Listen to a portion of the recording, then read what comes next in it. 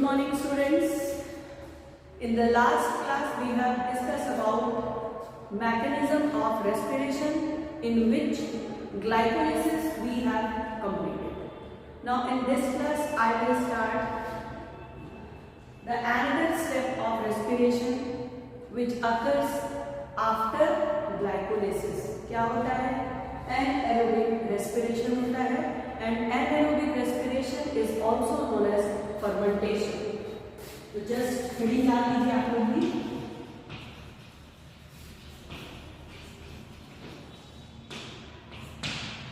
There is no difference between anaerobic respiration and fermentation. Both are same. So first of all, we should know about anaerobic respiration. Anaerobic respiration क्या होता है? If anybody know, then tell me. Unmute yourself and tell. Anaerobic respiration. Yes, please.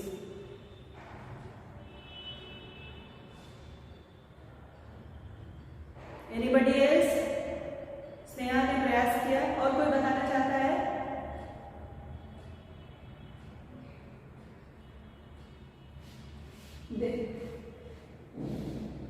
हाँ, oxygen के absence में होता है ये respiration.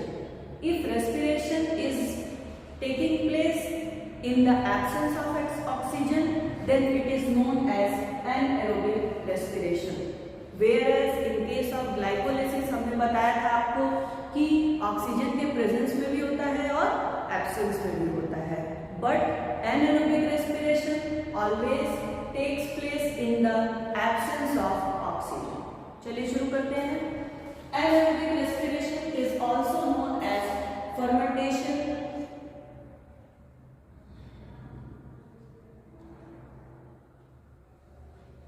तो जब ग्लाइकोलिसिस आप लोगों ने पढ़ा तो वहां पर आपने देखा था कि जो एंड प्रोडक्ट था वो क्या था? पायरुवेट था. Pyruvate is the end product of glycolysis. So this pyruvate undergo anaerobic respiration or fermentation in the absence of oxygen. इसका क्या होता है? anaerobic respiration होता है. जब आप anaerobic respiration पढ़ेंगे तो चूंकि ग्लाइकोलिसिस के बाद हो रहा है ये प्रोसेस, तो ग्लाइकोलिसिस का जो एंड प्रोडक्ट था उसी से लेकर के आप शुरू करेंगे इसको. जबकि ग्लाइकोलिसिस में हम लोग कहां से शुरू किए थे? ग्लूकोज से शुरू किए थे. क्यों ग्लूकोज से शुरू किए थे? क्योंकि glucose is the most common respiratory substrate, है ना. तो ग्लूकोज से वहां पर शुरू किए थे और पायरुवेट बना था. anaerobic respiration takes place just after glycolysis. So here we will start from the pyruvate which undergo anaerobic respiration means in the absence of oxygen it undergoes fermentation. Make a heading types of anaerobic respiration. Yeah, fermentation. What are the types of anaerobic respiration or fermentation? So they are of two types. There are two types of anaerobic respiration or fermentation which is known as, पहला है alcoholic fermentation. The first one is alcoholic fermentation and the second one is known as lactic acid fermentation. The second one is lactic acid fermentation. Alcoholic fermentation and lactic acid fermentation. In this type of anaerobic respiration, alcohol is the final product. That's why it's known as alcoholic fermentation.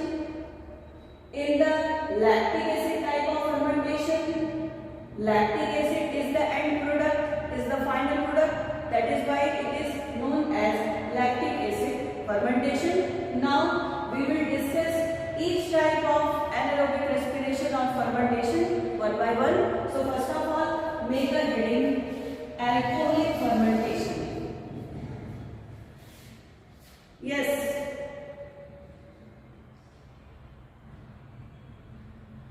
Yes, firstly tell your name. Sony. Yes, Sony, ask.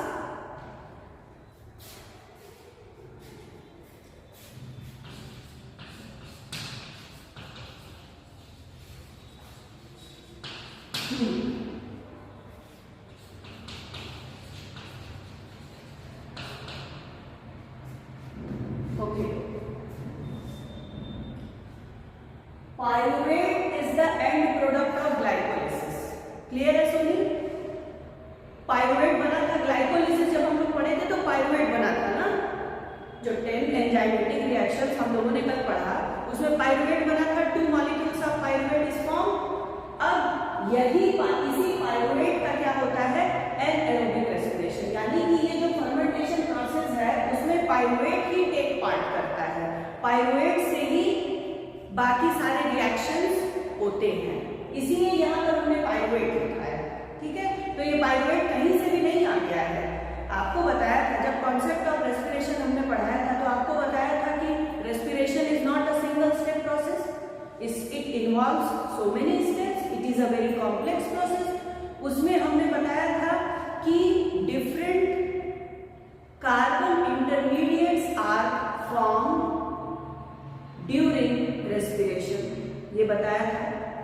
फिर बताया था कि जो respiratory substrate होते हैं उनका oxidation होता है, तो glucose is the most common type of respiratory substrate, इसलिए हम लोगों ने ग्लूकोज लेकर के ग्लाइकोलिसिस कराया था। तो ये जो बेटा स्टेप होता है ये वेल चैनलाइज होता है, पहले ग्लाइकोलिसिस होगी, फिर ये होगा, फिर क्या होगा, तीसरा स्टेप हमने क्या लिखवाया था, क्या लिखवाया था, पता नहीं रहेगा तो कैसे होगा बताइए, क्या बताया था, हाँ, एरोबिक रेस्पिरेशन। फिर चौथा क्या था, इलेक्ट्रॉन ट्रांसपोर्ट चेन। ठीक है, तो बेटा ये चीजें वेल चैनलाइज्ड है, ऐसे एकदम सीरियल वाइज ये चीजें चलेगी, इसीलिए हमने पहले ही क्लास में वो चीजें बता दी थी। ठीक, तो अब ग्लाइकोलिसिस हो गया, अब हम लोग पढ़ रहे हैं एनाएरोबिक रेस्पिरेशन। ठीक है, क्लियर है सोनी? ठीक, तो देखिए एनाएरोबिक रेस्पिरेशन दो टाइप का होता है, alcoholic fermentation and lactic acid fermentation. तो अल्कोहलिक फर्मेंटेशन हेडिंग डालिए, पहले हम लोग इसको पढ़ेंगे, alcoholic fermentation.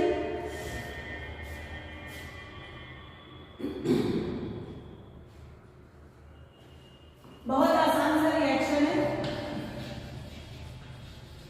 Pyruvate will undergo decarboxylation. इसका क्या होता है, डीकार्बोक्सिलेशन होता है, और जब डीकार्बोक्सिलेशन होता है तो as a result there will be formation of acetaldehyde. क्या बनेगा, एसिटल्डिहाइड बनेगा। अब डीकार्बोक्सिलेशन हो रहा है तो CO2 रिलीज हो जाएगी प्लस CO2। फिर से ध्यान दीजिए, pyruvate undergo decarboxylation, as a result acetaldehyde is formed। Since decarboxylation is taking place, as a result CO2 will be released, and this reaction takes place in the presence of an enzyme which is known as pyruvate decarboxylase। Pyruvate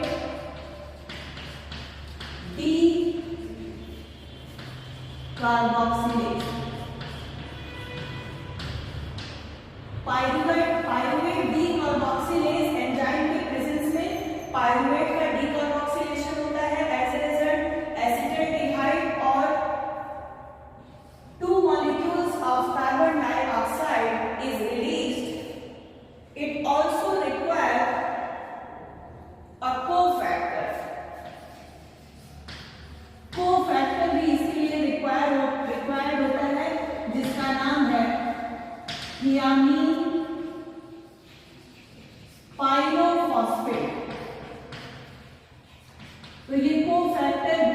यहाँ पर essential होता है। As a result acetaldehyde plus 2CO2 is form. Now this acetaldehyde undergo alcohol formation. इस acetaldehyde से क्या बनेगा? Ethyl alcohol का formation होता है। एथिल अल्कोहल का फॉर्मेशन होता है in the presence of an enzyme which is known as alcohol dehydrogenase। Alcohol dehydrogenase enzyme का नेम आप लोग बोल्ड में लिखा देंगे, बोल्ड लेटर्स में लिखा देंगे, तो उससे आप लोगों का जो फ्लो चार्ट रहेगा वो सुंदर भी लगेगा और समझ में भी आएगा। तो अल्कोहल डिहाइड्रोजिनेज के प्रेजेंस में अल्कोहल का फॉर्मेशन होता है और इसी के साथ साथ बनता है 2NAD+। इसी के साथ बनता है 2NAD+।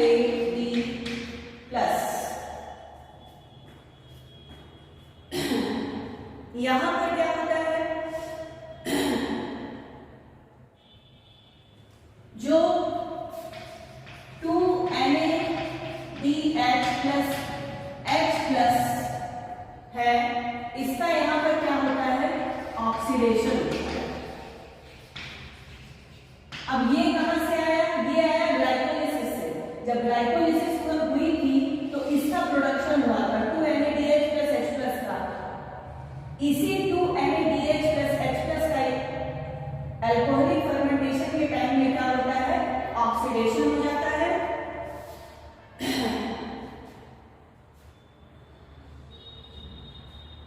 ओवरऑल इक्वेशन हम लोग लिखते हैं।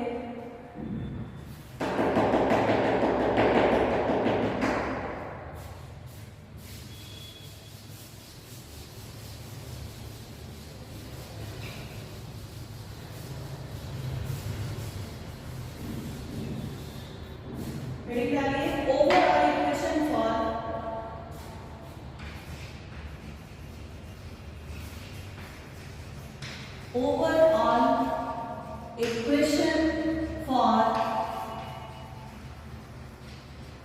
anaerobic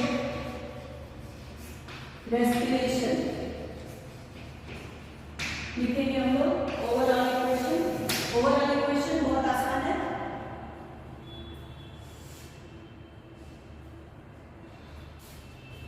ओवरऑल इक्वेशन जब जब आप लिखेंगे तो आप शुरू करेंगे ग्लूकोज से। ओवरऑल मतलब शुरू से आपको पूरा लिखना है, कहां से आप शुरू किए थे और क्या उसका फाइनल प्रोडक्ट बना। ठीक है, तो सबसे पहले हम यहाँ क्या लिखेंगे? C6H12O6। ये क्या है? ग्लूकोज।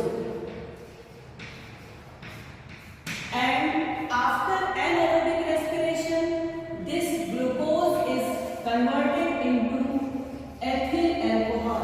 बन गया ना ethyl alcohol। ethyl alcohol का क्या हो गया? फॉर्मेशन हो गया और इसी के साथ साथ क्या बना? 2CO2 ethyl alcohol plus 2CO2। किसी को अगर कोई कंफ्यूजन है तो पूछिए अभी। इस रिएक्शन में किसी को कोई कंफ्यूजन है?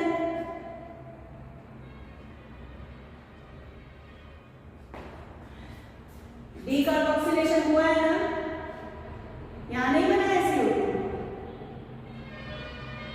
ओवरऑल रिएक्शन का मतलब है बेटा कि ग्लाइकोलिसिस में आप ग्लूकोज से शुरुआत किए थे और जब पाइरुवेट का अल्कोहलिक फर्मेंटेशन हुआ तो क्या बना? एथिल अल्कोहल बना।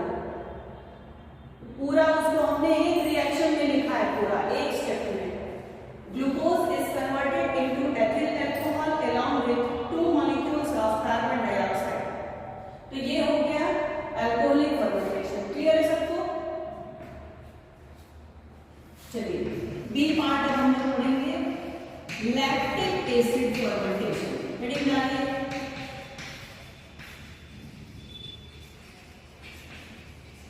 Lactic acid fermentation. Lactic acid fermentation क्या है? यहां पर क्या बनेगा? लैक्टिक एसिड बनेगा, इसलिए इसे क्या कहते हैं? लैक्टिक एसिड फर्मेंटेशन कहते हैं।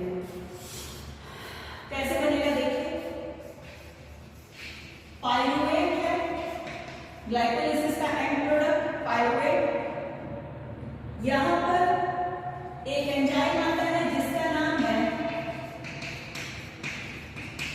Lactate dehydrogenase, lactate dehydrogenase. और लैक्टेट डिहाइड्रोजिनेज की प्रेजेंस में pyruvate will be converted into,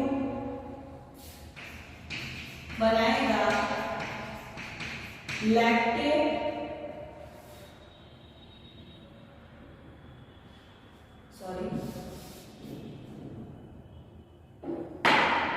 pyruvate in the presence of lactate dehydrogenase बनाएगा लैक्टिक एसिड, और इसी के साथ साथ रिलीज होगा 2NAD+।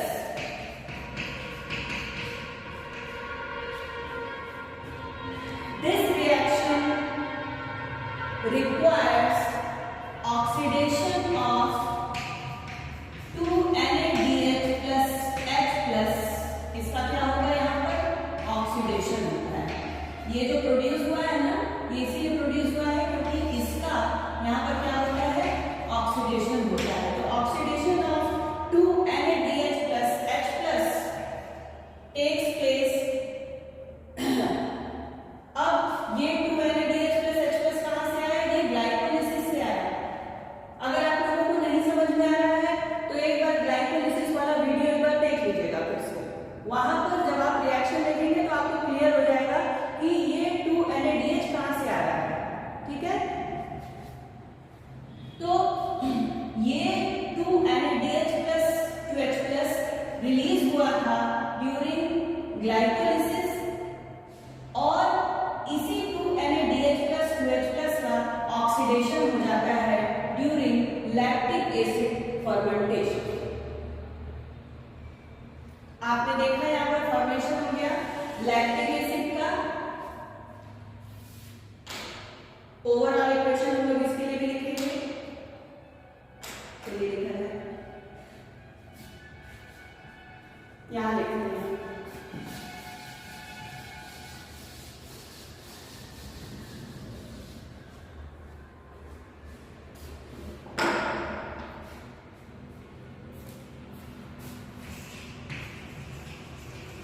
Overall equation for lactic acid fermentation।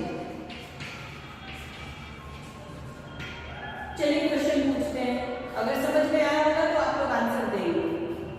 Overall equation for lactic acid fermentation में हम कहाँ से शुरू करेंगे, सबस्ट्रेट कहाँ से लेंगे, ग्लूकोज लेंगे। Exactly, very good. चलिए, दिन को तसल्ली हुई कि आप लोगों को समझ में आ रहा है, तो ग्लूकोज से शुरू करेंगे।